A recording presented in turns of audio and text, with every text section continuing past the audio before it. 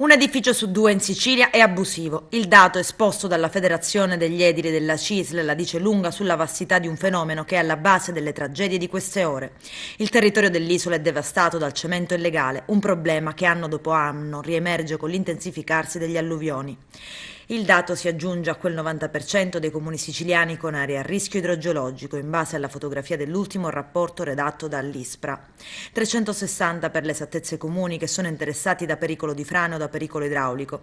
Circa 120.000 persone abitano nelle aree con un pericolo di frane e 20.000 in quelle a pericolosità idraulica. In Sicilia vengono accertati 8 nuovi abusi al giorno, 240 ogni mese.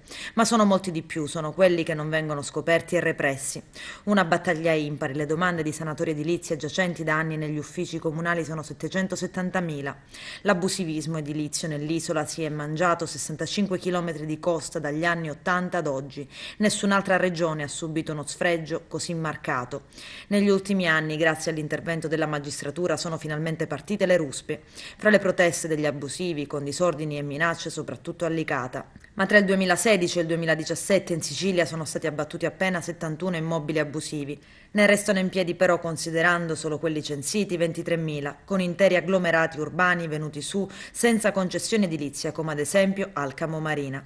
È l'isola della bellezza e del calcestruzzo che non smette di produrre lutti.